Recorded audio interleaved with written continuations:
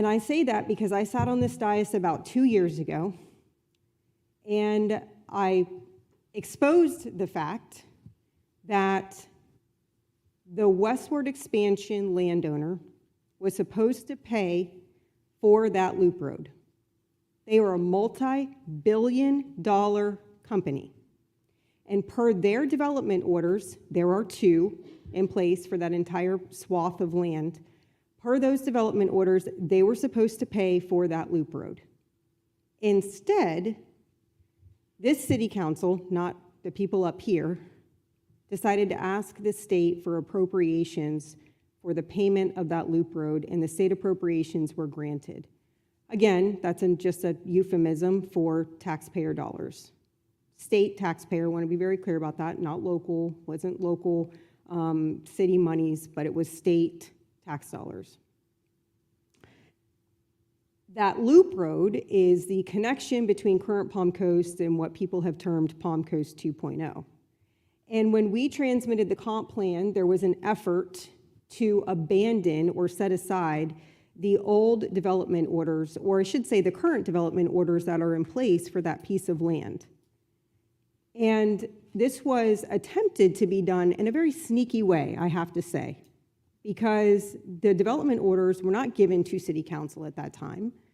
And the people that were in charge of that endeavor are no longer with the city, so I want to make sure I'm very clear that it's nobody sitting in the back of the room.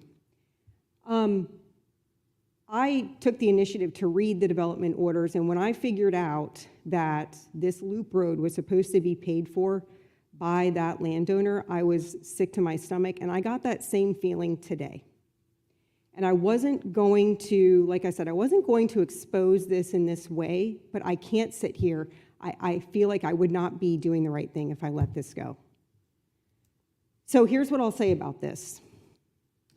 We have, all of us, been briefed on the current master plan development that has been proposed by the landowner. This master plan development, this MPD, is supposed to replace the current development orders that are still technically active until we, as a city council, decide that we are going to replace them with the current proposed master plan development.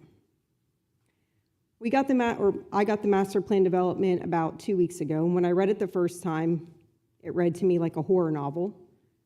When I printed it out and made notes all over it like I do all the city council packets every week, I was so disgusted and disappointed, because it's my firm belief that we need the westward expansion to be successful. We all know up here that we have very limited lands. We don't have land for industry. We don't have land for commercial. We are very much handcuffed in our efforts to diversify the tax base. I know Mr. Zobler struggles with this. I know Mr. McKinney struggles with this. From an economic development standpoint, our city is a nightmare. And it's not by any fault of anybody up here.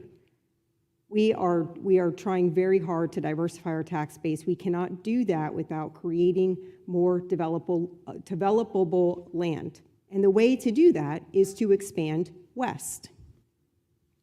So we know we need it for that. We know we need it for a sports complex, right? We talked about this sports complex. We need that for the community. We need that for sports tourism.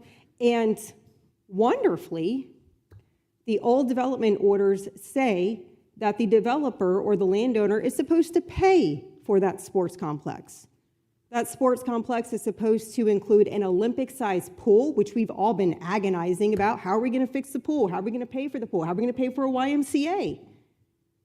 That development order says they have to pay for it. Not only that, it says they have to pay for sports fields.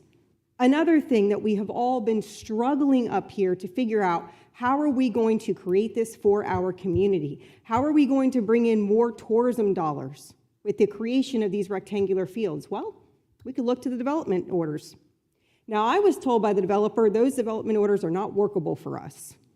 Okay, fair enough. They were entered into 2 decades ago, so let's take another crack at it. So for the last 2 years, I have been trying to work with this landowner to come up with something that is good for the community and that is workable for that landowner and that developer, so that we can start to expand west, so that we can fix our economic development, and so that we can increase sports tourism, bring in jobs, all of the wonderful things we should be able to do in the westward expansion.